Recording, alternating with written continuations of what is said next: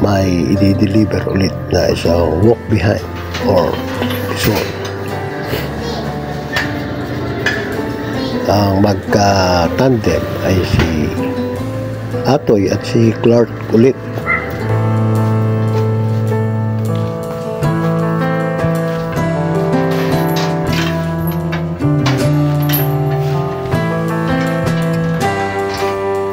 I-prepare natin o namin mga idol paano namin ikakarga ito. Lalagyan ng kadena. May mga bracket po kaming inilagay dyan. Yan yung kadena para dyan ikakabit yung hook ng hydraulic lifter. Yan, ikakabit ni Clark. Tapos itataas.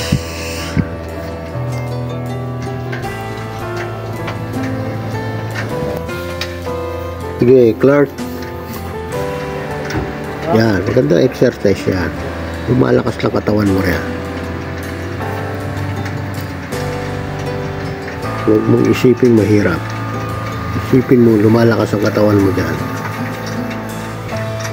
Yung si Atoy parang foreman, taga Tanawan at taga Tayuman, mga idol. Joke lang mga idol, baka magalit itong si Atoy. Titingnan mo lang. Ang ano nito sikreto mga idol, yung gulong kailangan nakaangat ng konti doon sa flooring ng sasakyan kung saan ito ikakarga. Kung isasakay, yan mga idol, tingnan nyo, nakaangat, medyo mataas pa ang konti. Yan, kasi tatama naman sa bubong kung sobrang taas. Kailangan saktuhan lang yan mga idol.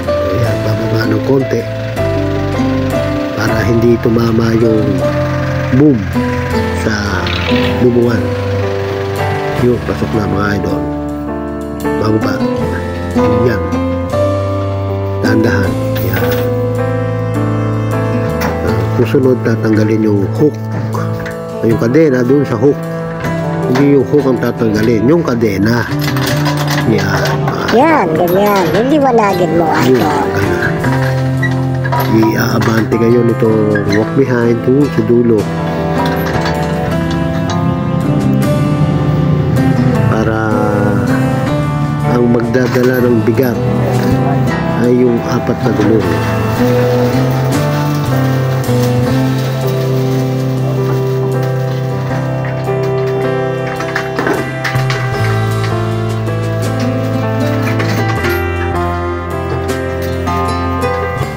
Itatali ng walk behind para hindi siya gagalaw-galaw at safety habang ibinabiyahe mga idol.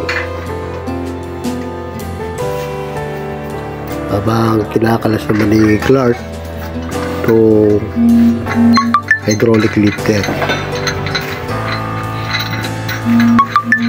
ikakarga yan ng kalas-kalas mga idol para magaan, madaling buhati. Teamwork ang kailangan pagka ganito mga idol, para mabilis, magaan at maayos ang trabaho mga idol.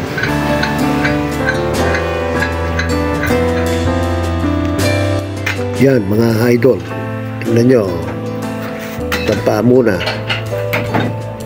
Diba? Madaling ikarga. Susunod yung isang paa uli.